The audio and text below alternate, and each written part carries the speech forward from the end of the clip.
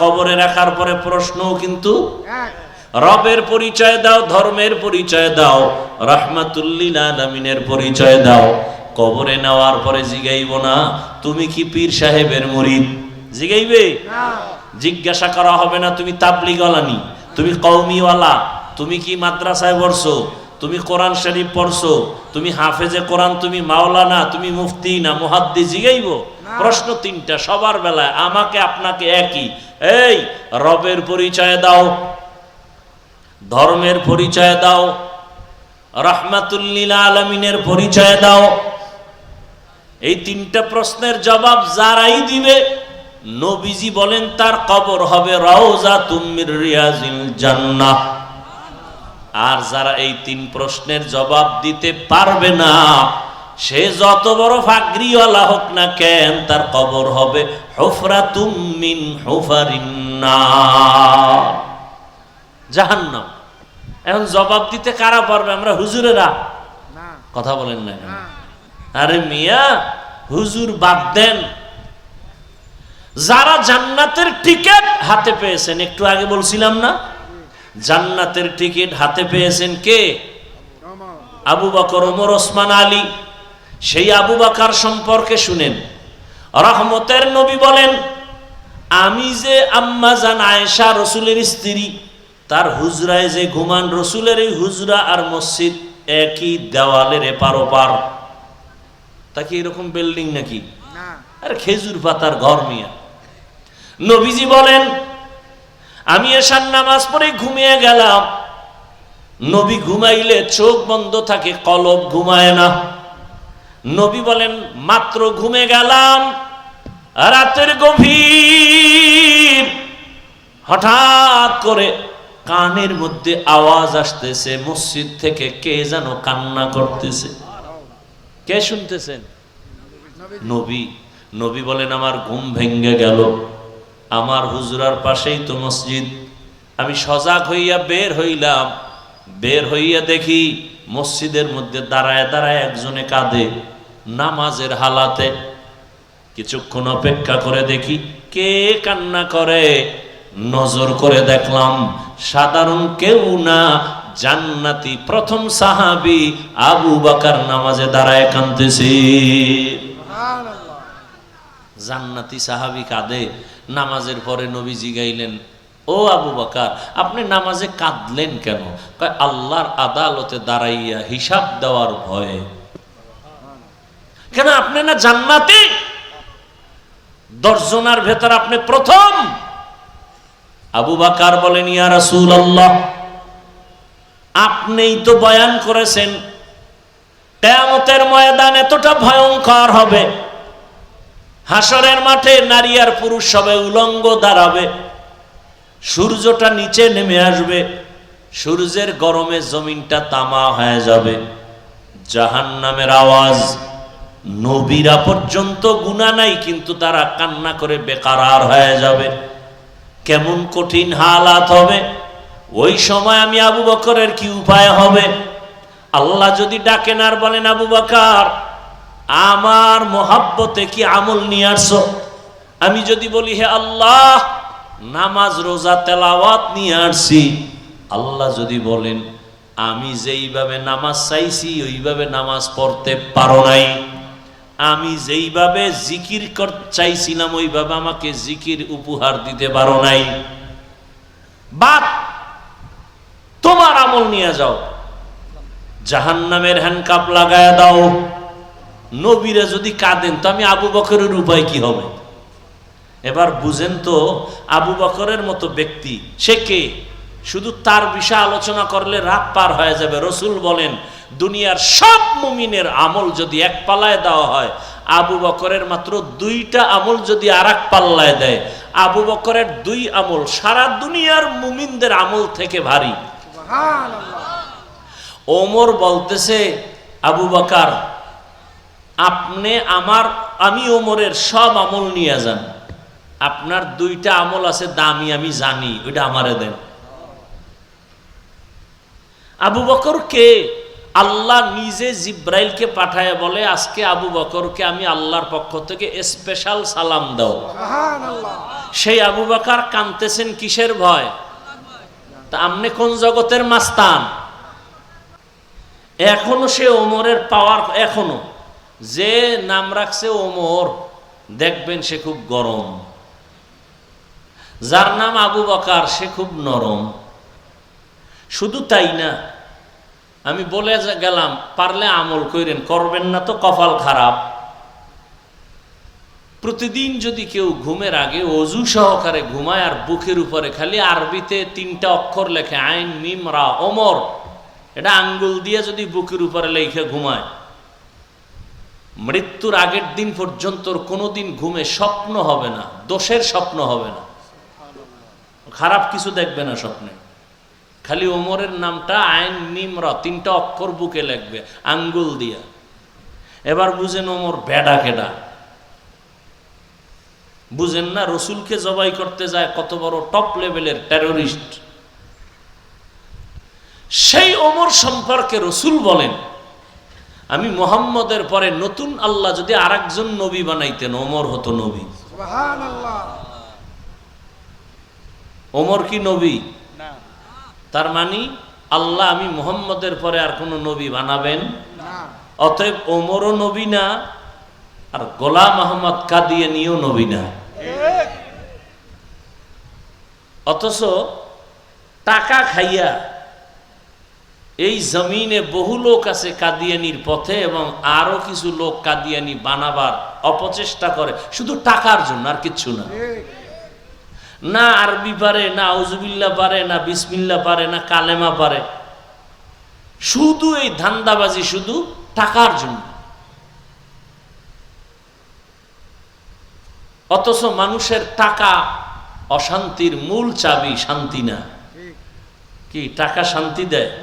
কই টাকাওয়ালারা কই? 10 তলা বিল্ডিং এর মাস্তানি কইরা লাভ কি যদি জঙ্গলে ঘুমাইতে হয়? সুইস ব্যাংকে টাকা রেখে লাভ কি যদি টাকাগুলো বংশের কেউ খাইতে না পারে?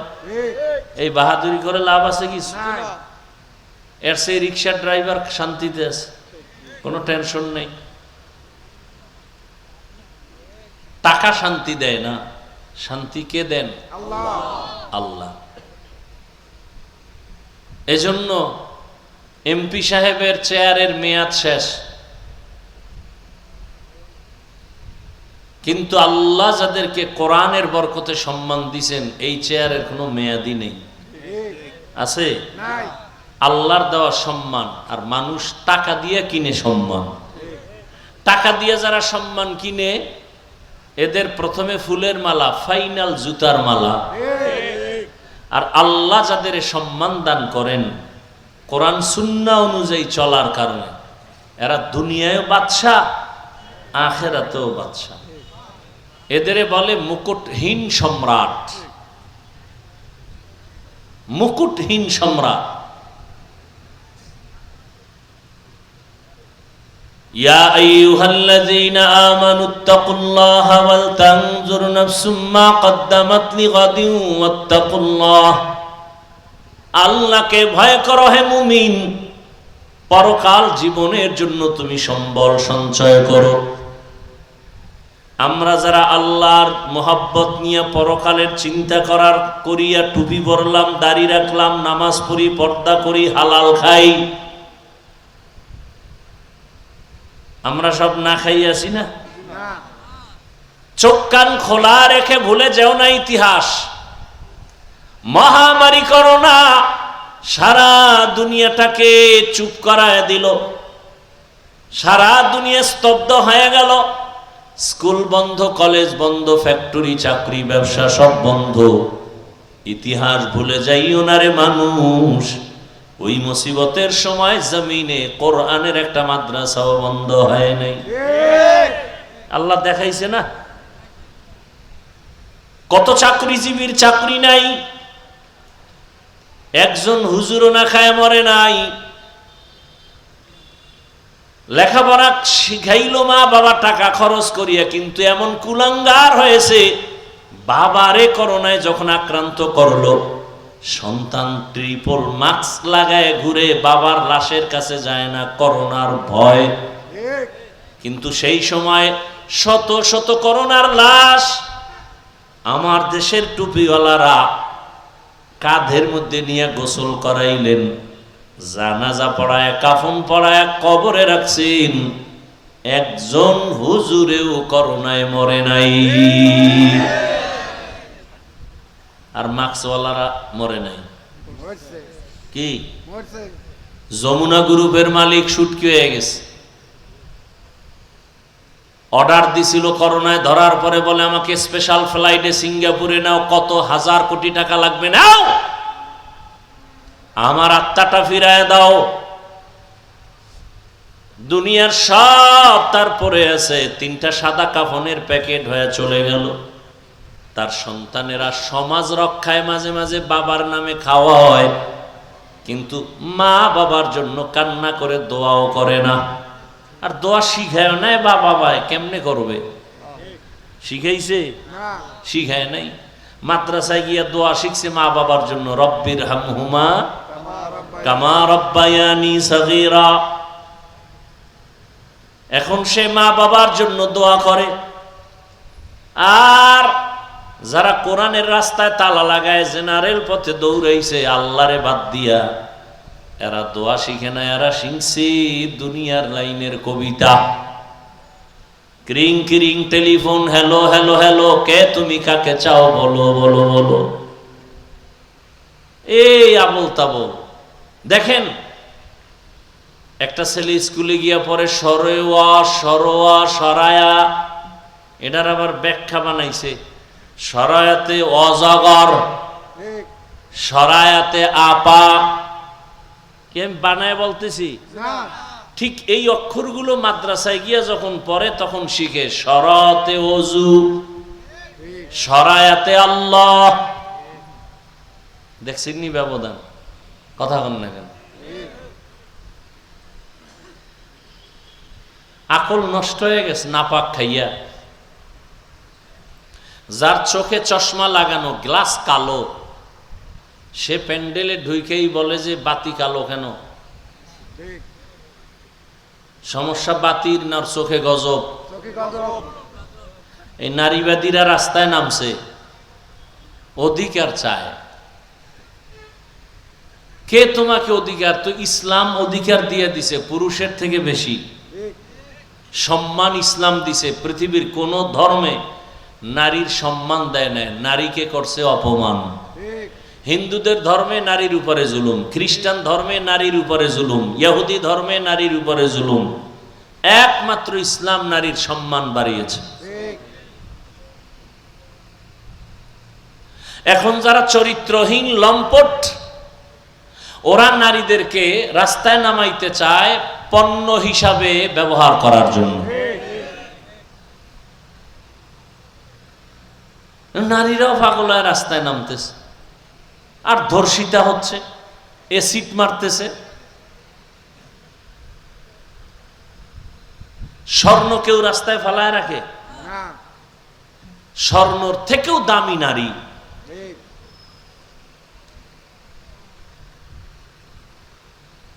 আল্লাহ হেদায়েত দান করুন।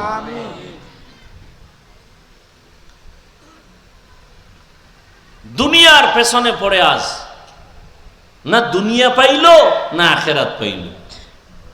যারা দুনিয়ার পেছনে দৌড়ায়, নামাজ রোজা বাদ দিয়া, এরা দুই জিনিস চায়। কি চায়? এক নম্বরে চায় শান্তি, আর চায় সম্মান। কয় জিনিস চায়? একটাও নেই।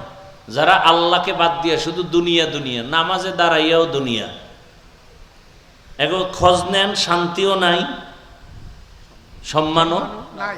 জুতার মালা গলায় দিয়া, এটা সম্মান? কথা বলেন। টাকার অভাব নাই, বাড়ি গাড়ির অভাব নাই, কিন্তু শান্তি নেই। বউ দিয়ে অশান্তি, মাইয়ে বলা দিয়ে অশান্তি, মামলা হামলা, এটা একটা শান্তি? অথচ যারা আল্লাহর হুকুম মতো চলে, আমাকে হুজুরকে বাদ দেন মিয়া, সবাই টেনশনে আছেন যে হুজুরকে কথা কয় বাদ, সব হুজুর বাদ। আসেন আপনাদের জেনারেল লাইনে, সত্য কথা সাক্ষী দেন। জীবনে মাদ্রাসায় যায় নাই, আলিফ বাতাও শিখে নাই, ইংরেজি জেনারেল লাইনে লেখাপড়া করে doctor, engineer, professor, RAB, police, BDR, army, OC, DC, SP, সত্য কথা বলবেন, এরা কি মাদ্রাসার না জেনারেল? এদের মধ্যে নামাজি দাড়িওয়ালা আছে না নাই? এরা অসম্মানে আছে না সম্মানে? হুজুর বাদ দেন। তাহলে এদের মধ্যেও জেনারেল লাইনে থাকিয়াও 5 ওয়াক্ত নামাজ পড়ে, দাড়িওয়ালা, এরা সম্মানেও আছে, শান্তিতেও আছে। চোখের সামনে দেখায় দিলাম, এরপর কপাল খারাপ। ওই যে আবু জাহাল 13 বছর নবীরে দেখছে, কালেমা পড়ে নাই। এরকম কপাল পরা সমাজে অভাব নাই।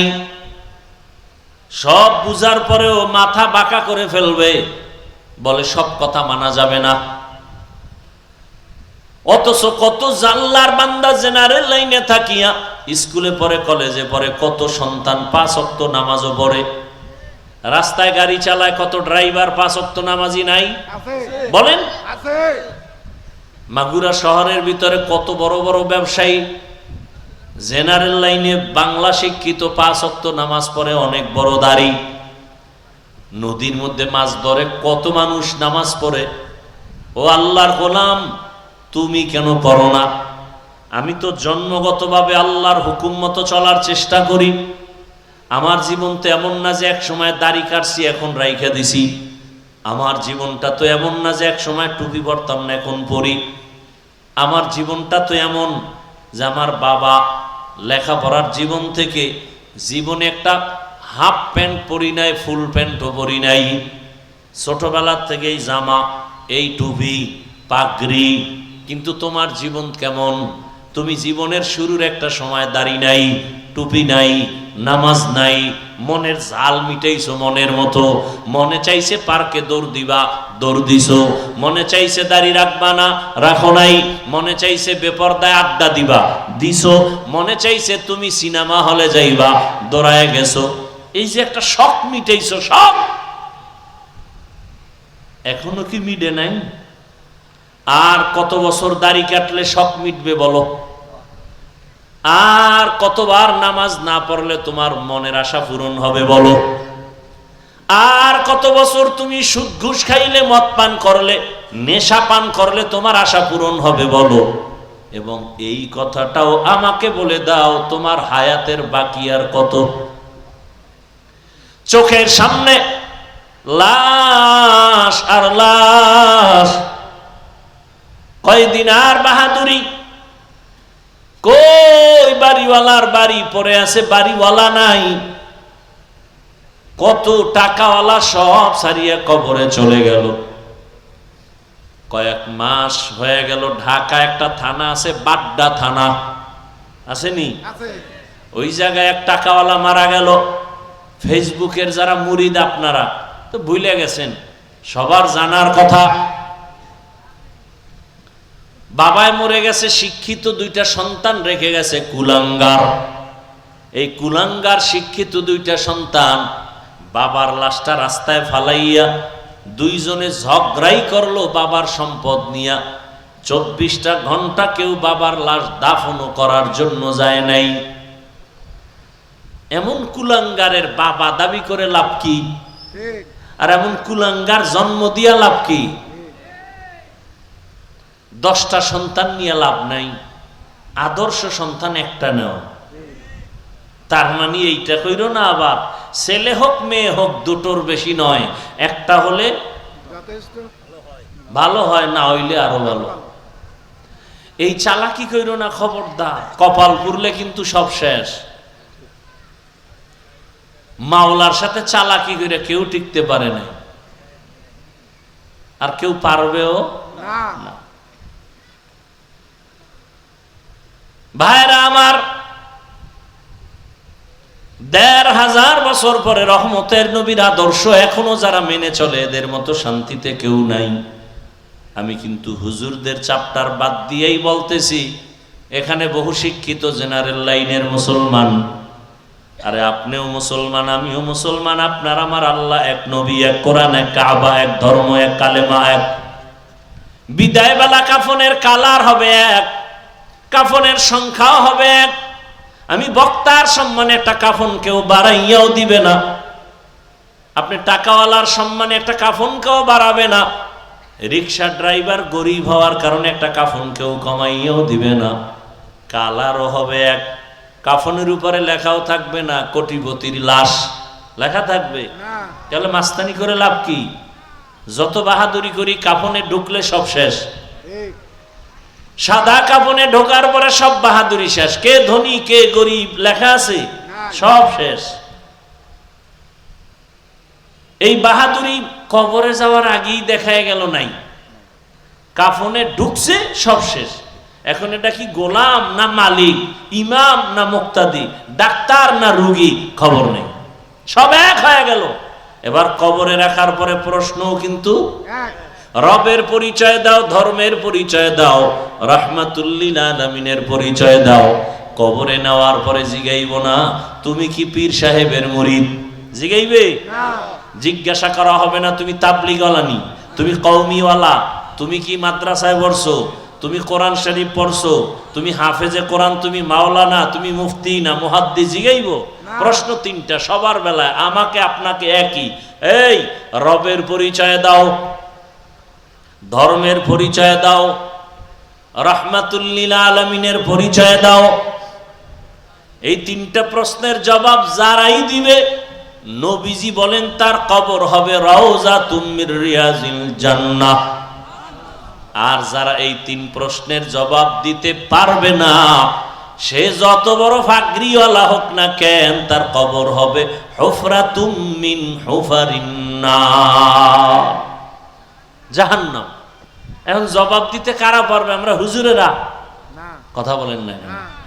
আরে মিয়া, হুজুর বাদ দেন, যারা জান্নাতের টিকিট হাতে পেয়েছেন, একটু আগে বলছিলাম না, জান্নাতের টিকিট হাতে পেয়েছেন কে? আবু বকর, ওমর, ওসমান, আলী। সেই আবু বকর সম্পর্কে শুনেন, রহমতের নবী বলেন, আমি যে আম্মা জান আয়েশা রসুলের স্ত্রী, তার হুজরায় যে ঘুমান, রসুলের এই হুজরা আর মসজিদ একই দেওয়ালের এপার ওপার। তা কি এরকম বিল্ডিং নাকি? আর খেজুর পাতার ঘর মিয়া। নবীজি বলেন, আমি এশার নামাজ পড়ে ঘুমিয়ে গেলাম। নবী ঘুমাইলে চোখ বন্ধ থাকে, কলব ঘুমায় না। নবী বলেন, মাত্র ঘুমে গেলাম, রাতের গভীর, হঠাৎ করে কানের মধ্যে আওয়াজ আসতেছে, মসজিদ থেকে কে যেন কান্না করতেছে। কে শুনতেছেন? নবী। নবী বলেন, আমার ঘুম ভেঙ্গে গেল, আমার হুজরার পাশেই তো মসজিদ। আমি সজাগ হইয়া বের হইলাম, বের হইয়া দেখি মসজিদের মধ্যে দাঁড়ায় দাঁড়ায় একজনে কাঁদে, নামাজের হালাতে। কিছুক্ষণ অপেক্ষা করে দেখি কে কান্না করে, নজর করে দেখলাম সাধারণ কেউ না, জান্নাতি প্রথম সাহাবী আবু বকর নামাজে দাঁড়ায় কাঁদতেছে। জান্নাতি সাহাবী কাঁদে। নামাজের পরে নবীজি গাইলেন, ও আবু বকর, আপনি নামাজে কাঁদলেন কেন? কয়, আল্লাহর আদালতে দাঁড়াইয়া হিসাব দেওয়ার ভয়ে। কেন? আপনি না জান্নাতি? 10 জনের ভেতর আপনি প্রথম। আবু বকর বলেন, ইয়া রাসূলুল্লাহ, আপনিই তো বয়ান করেছেন কিয়ামতের ময়দান এতটা ভয়ঙ্কর হবে, হাসরের মাঠে নারী আর পুরুষ সবে উলঙ্গ দাঁড়াবে, সূর্যটা নিচে নেমে আসবে, সূর্যের গরমে জমিনটা তামা হয়ে যাবে, জাহান্নামের আওয়াজ, নবীরা পর্যন্ত গুনাহ নাই কিন্তু তারা কান্না করে বেকারার হয়ে যাবে। কেমন কঠিন হালাত হবে ওই সময়। আমি আবু বকরের কি উপায় হবে? আল্লাহ যদি ডাকেন আর বলেন, আবু বকর, আমার মোহাব্বতে কি আমল নিয়ে আসছো?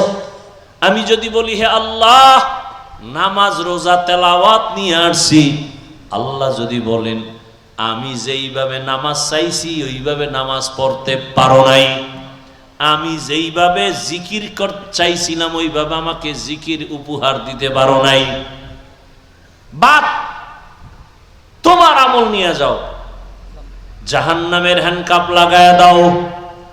নবীরা যদি কাঁদেন তো আমি আবু বকরের উপায় কি হবে? এবার বুঝেন তো, আবু বকরের মতো ব্যক্তি সে কে? শুধু তার বিষয়ে আলোচনা করলে রাত পার হয়ে যাবে। রসুল বলেন, দুনিয়ার সব মুমিনের আমল যদি এক পাল্লায় দেওয়া হয়, আবু বকরের মাত্র 2টা আমল যদি আর এক পাল্লায় দেয়, আবু বকরের 2 আমল সারা দুনিয়ার মুমিনদের আমল থেকে ভারী। ওমর বলতেছে, আবু বকর আমি ওমরের সব আমল নিয়ে যান, আপনার 2টা আমল আছে দামি, আমি জানি, ওইটা আমারে দেন। আবু বকর কে? আল্লাহ নিজে জিব্রাইলকে পাঠায় বলে, আজকে আবু বকরকে আমি আল্লাহর পক্ষ থেকে স্পেশাল সালাম দাও। সেই আবু বকর কাঁদতেছেন কিসের ভয়? তা আপনি কোন জগতের মাস্তান? বরং 24 ঘন্টার সেকেন্ডে সেকেন্ড অল টাইম কবিরা গুনাহ। তওবা না কইরা যদি কেউ মরে, চিরস্থায়ী জাহান্নামী। কয়দিন? চিরস্থায়ী। বুঝা মিলের পর হারাম খাইও। সুদখোরেরা যত মোনাজাত দিবে, একটা মোনাজাত মৃত্যুর আগ পর্যন্ত তওবা না করলে কবুল হবে না। কোটি কোটি টাকা দিয়ে যদি মাদ্রাসা মসজিদ বানায় দেয়, 1 বিন্দু সওয়াব পাবে না।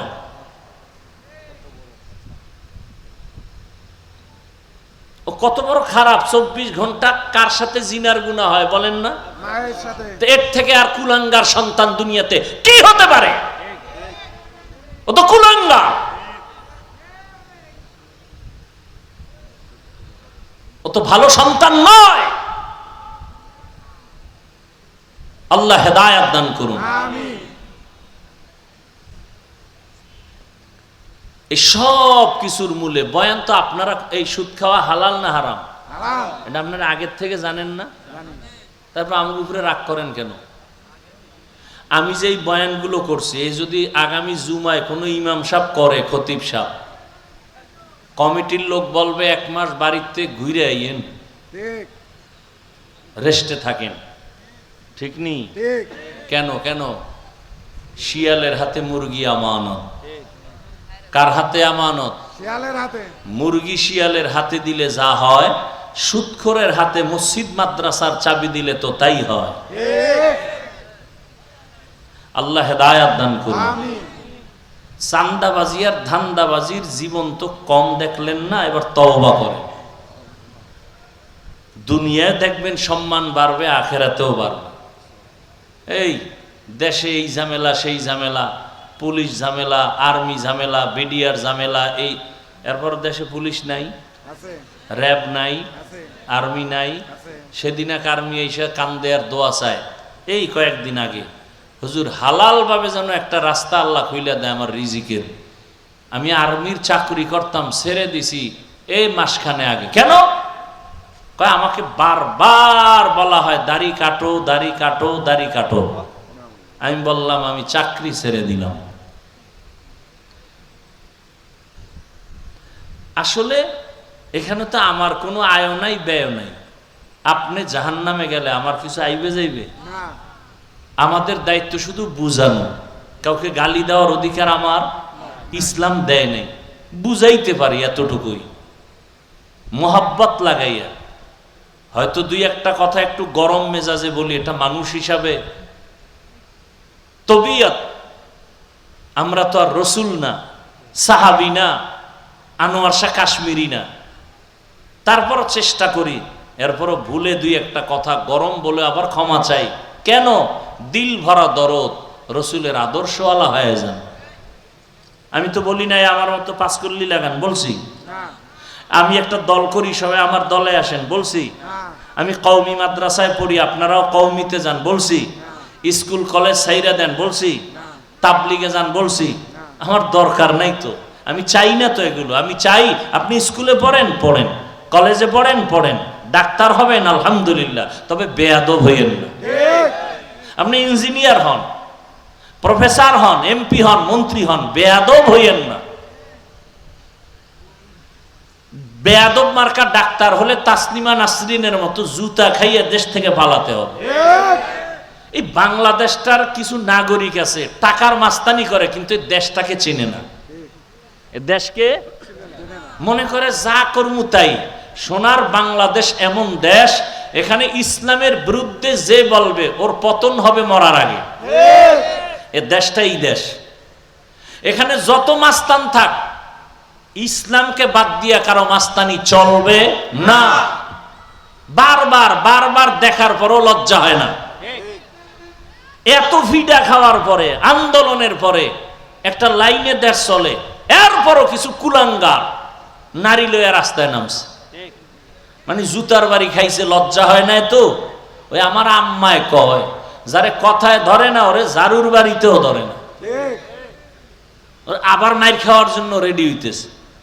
ও চিনে না বাংলাদেশের মানুষ কেমন। দাড়ি নাই, টুপি নাই, কিন্তু ইসলামের বিরুদ্ধে কথা সহ্য করে না। এই দেশ বাংলাদেশ।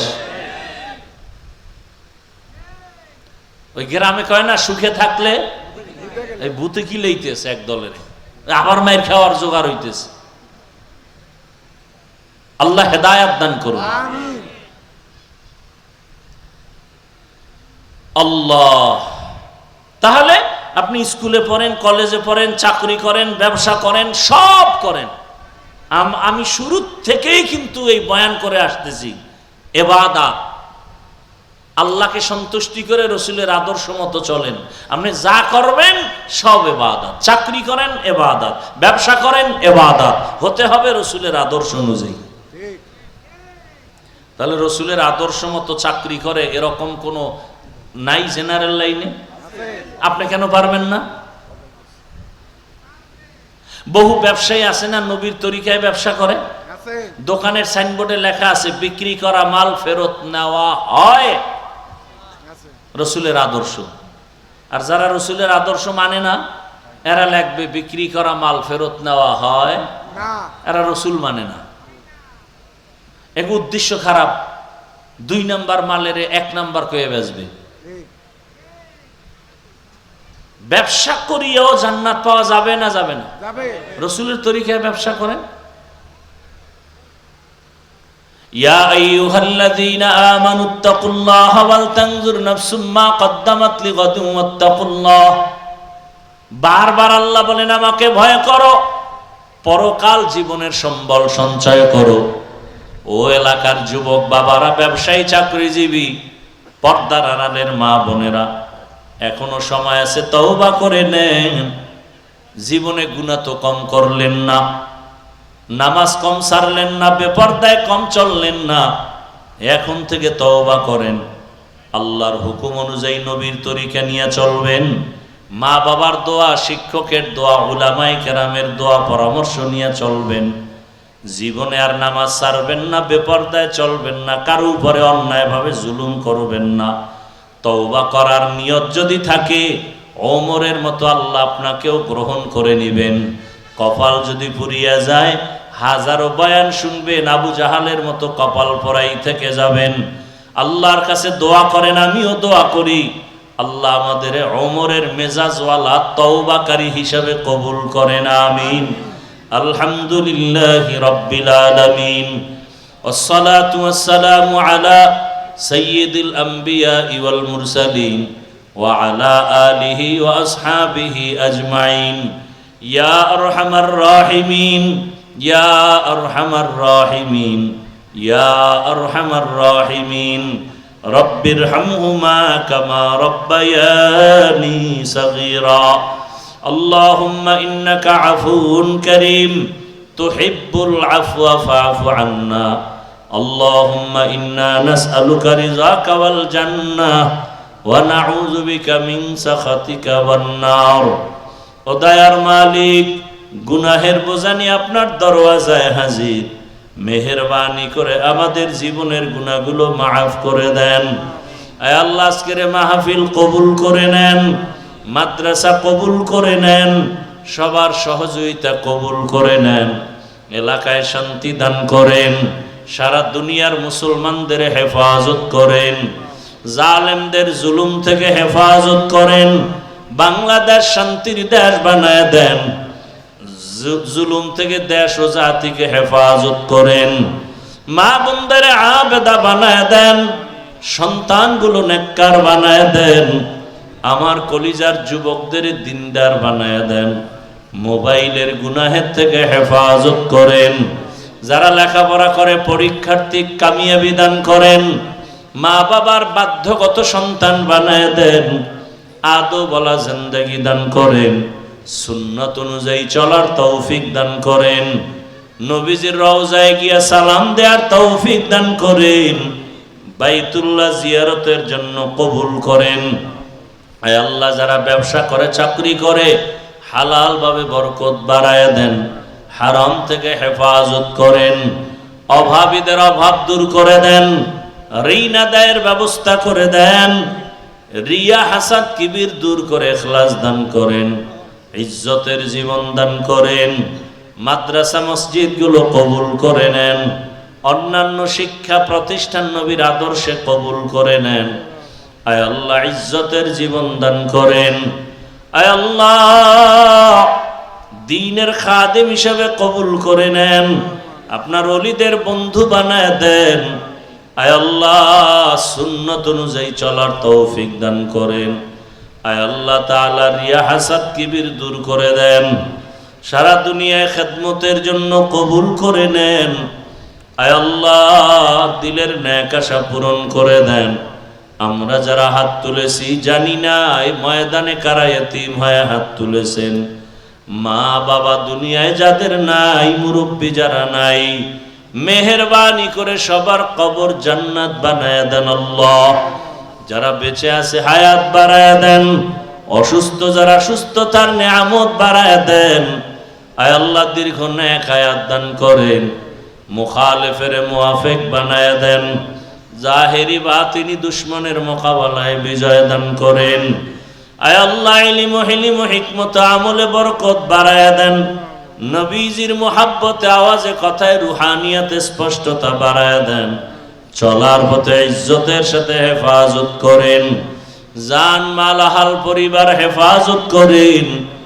ঋণের বোঝা মাথায় নিয়েছি, কুদরতের দ্বারা আসানের সাথে বোঝা হালকা করে দেন আল্লাহ। ঋণ আদায়ের মতো কুদরতি রাস্তা খুলে দেন আল্লাহ। কুদরতের দ্বারা ঋণ আদায়ের রাস্তা খুলে দেন, হালাল ভাবে কুদরতে বরকতি রিজিক বাড়ায় দেন আল্লাহ। পরমুখাফেক্কির থেকে হেফাজত করেন। আয় আল্লাহ, মুখালিফের মুওয়াফিক বানায় দেন, মুহিব্বিন মুতাআল্লিকিন যারা সবাইকে কবুল করে নেন, মুহাব্বত আরো বাড়ায় দেন। আয় আল্লাহ, চলার পথে হেফাজত করেন। আয় আল্লাহ, ঢাকাতে মাদ্রাসার খেদমত করি জায়গা নিয়েছি, কুদরতের দ্বারা আপনি অর্থের ব্যবস্থা করে দেন। যার অর্থ আপনার কাছে পছন্দ হয়, কুদরতের দ্বারা তাকে জামিয়ার দরজায় পৌঁছায় দেন, মুহাব্বত বাড়ায় দেন। আয় আল্লাহ, আমাদের সবাইকে কবুল করে নেন। আয় আল্লাহ, সবাইকে সুস্থতার নিয়ামত দান করেন, অসুস্থ যারা সুস্থতার নিয়ামত বাড়ায় দেন। নবীজির মুহাব্বতে আমাদের সবাইকে আপনি কবুল করে নেন। হাসবুনাল্লাহু ওয়া নি'মাল ওয়াকিল, নি'মাল মাওলা ওয়া নি'মান নাসির। ওয়া সাল্লাল্লাহু তাআলা আলা খায়রি খালকিহি মুহাম্মাদ ওয়া আলা আলিহি ওয়া আসহাবিহি আজমাইন। আমিন আমিন আমিন বিরহমাতিকা ইয়া আরহামার রাহিমিন।